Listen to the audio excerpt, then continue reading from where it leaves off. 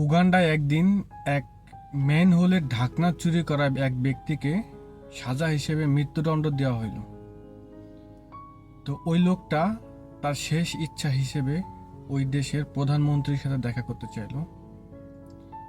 পরে শেষে তাকে মন্ত্রিসভায় ডেকে এনে প্রধানমন্ত্রীর সাথে সাক্ষাৎ করানো হলো।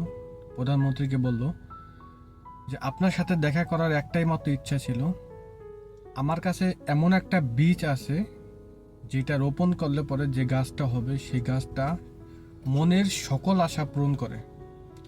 এই বীজটা আমি আপনার জন্য রোপণ করতে চাই। তো রাজামশাই বলল যে এই বীজটা রোপণ করতে তোমার কতদিন সময় লাগবে? বলল প্রায় 1 সপ্তাহের মতন সময় লাগবে। পরে বললো আচ্ছা ঠিক আছে, তোমাকে 1 সপ্তাহ সময় দেওয়া হইলো। 1 সপ্তাহ পরে আবার ওই চোরটাকে মন্ত্রী সভায় ডাকা হইলো। বললো তোমার বীজের কি অবস্থা?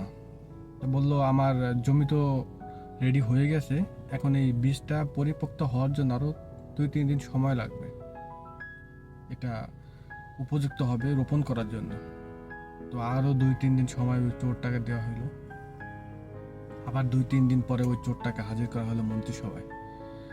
বললো এখন তোমার জমি তো রেডি আছে, বীজ তো পরিপক্ত আছে, এখন কি রোপণ করা যাবে? বললো হ্যাঁ, এখন সবই ঠিক আছে, কিন্তু এই বীজটা আমি রোপণ করতে পারবো না। তো রাজামশাই বললো কেন? বললো এই বীজটা এমন একজনের হাতে রোপণ করাইতে হবে কি যার মাথার উপর কোনো চুরির বদনামি নাই। তো রাজামশাই বলল আচ্ছা ঠিক আছে, আমি আমার এই মন্ত্রিসভারই কারো দিয়ে এই বীজটা রোপণ করাইতেছি। তো এই রাজা অর্থমন্ত্রীকে বলল যে তুমি এই বীজটা রোপণ করো। তো অর্থমন্ত্রী বলল যে রাজা সাহেব, সারা দুনিয়ার সারা দেশের অর্থ আমার হাতে লেনদেন হয়, আমার হাতে আদান প্রদান হয়, তো কিছু টাকা তো এদিক ওদিক হইতেও পারে, তো এই গাছটা আমি রোপণ করতে পারবো না। তো রাজা ফের আর একজন মন্ত্রীকে, ফের পররাষ্ট্রমন্ত্রীকে বলল যে তুমি এই বীজটা রোপণ করো। তো সে বলল যে সারা দেশের যোগাযোগ ব্যবস্থা আমার হাতে, কিছু টাকা তো এদিক ওদিকও হতে পারে।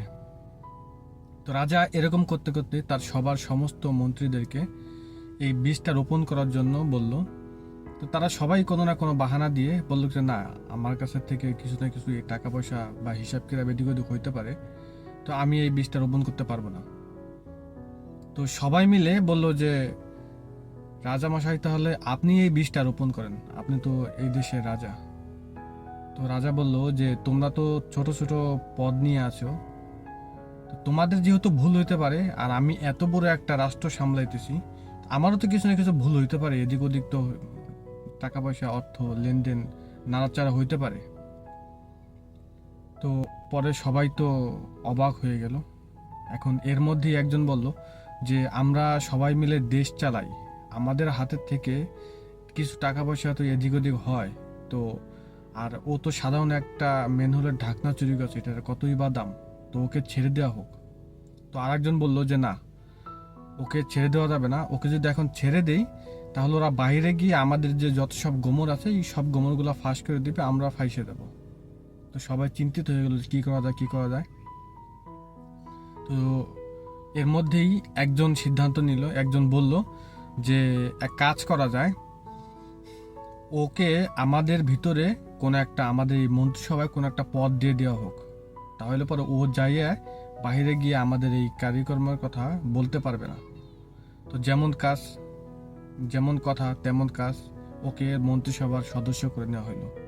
তো এটা শুধু একটা গল্প নয়, এটা বাস্তব জীবনে হয়ে থাকে যে যারা আছে রাজনীতিতে তারা সবাই কোনো না কোনো এদিক ওদিক হেরফের করে, কিন্তু লাস্ট পর্যন্ত ছোট মোটো যারা চুরি করে তাদের উপরে এমন সাজা ধার্য করা হয় সেটা মৃত্যুদণ্ড পর্যন্ত পৌঁছে যায়।